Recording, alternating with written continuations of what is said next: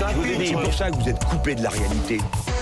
Et ce soir, c'est Éric-Emmanuel Schmitt qui nous fait le plaisir d'être avec nous. Bonsoir Éric-Emmanuel. Bonsoir Isabelle. Alors, votre coup de griffe s'adresse ce soir à ceux qui, durant cette crise du Covid, pointent des coupables. C'est la faute à machin. Vous vous souvenez, Isabelle, de cette expression qui accompagnait les jeux dans la cour de l'école primaire? Elle comportait parfois une précision. Ce n'est pas de ma faute, c'est la faute à machin. Et le doigt de l'enfant indiquait un coupable. Eh bien, je suis pris de vertige en ce moment, car j'ai l'impression de me retrouver au centre d'une farce étrange. Je suis entouré d'adultes qui, malgré leur costume sérieux d'enfants déguisés, crient en permanence « c'est la faute à machin ». C'est-à-dire, donnez-nous des exemples.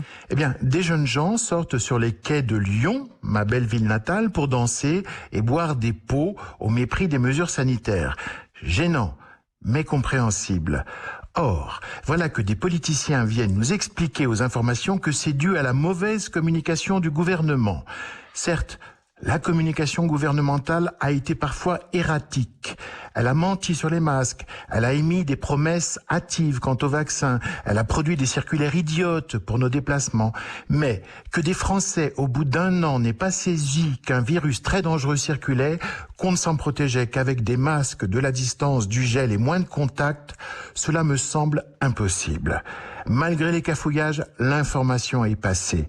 Personne n'est crétin à ce point. D'ailleurs, ces briseurs de règles sanitaires à Lyon se contentent d'avouer leur lassitude. Ils n'accusent pas. Alors, de grands esprits le font pour eux, c'est la faute au gouvernement. Si des gens se comportent de façon égoïste et irresponsable, c'est la faute au gouvernement. Et comment l'expliquez-vous ? Comment j'explique leur explication ? D'abord, ils habillent leur ambition politique et suggèrent, en critiquant, qu'ils auraient fait mieux. Ce qui est possible, d'ailleurs. Ce qui est possible, mais pour l'heure totalement irréel. Mais surtout, ils recourent à une solution simple devant un problème complexe. Ils désignent un coupable. En gros, ils appliquent la tactique du bouc émissaire. Et là, je m'inquiète vraiment. Pourquoi ? Penser, ce n'est pas désigner. Penser, ce n'est pas accrocher toutes les causes à un seul fautif. Penser, ce n'est pas simplifier. Pourtant, la recherche de la simplicité appartient à la démarche intellectuelle. Tout à fait. Mais il ne faut pas confondre la simplicité et le simplisme.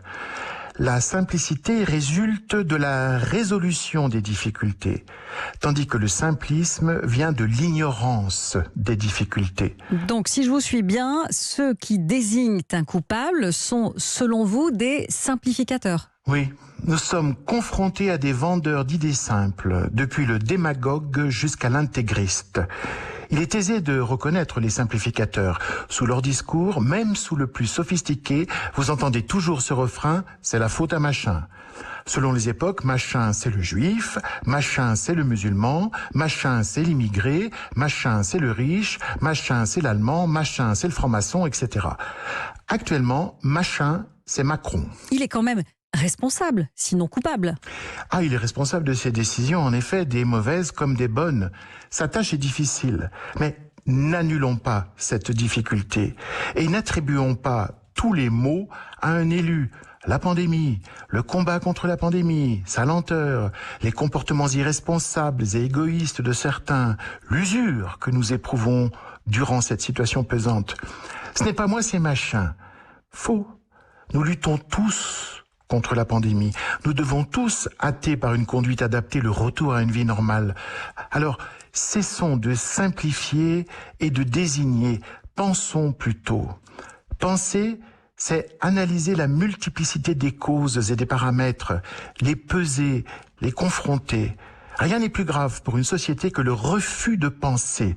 D'autant que cette paresse haineuse se fait passer pour de la pensée et entraîne les autres à ne plus penser. Je voulais donc ce soir souligner un risque dont les épidémiologistes ne nous parlent pas, la contagion de la non-pensée. Elle est aussi importante que celle du virus. Eh bien moi je dis bravo. Merci beaucoup Éric-Emmanuel Schmitt pour cette mise au point nécessaire, me semble-t-il. Merci, à très bientôt.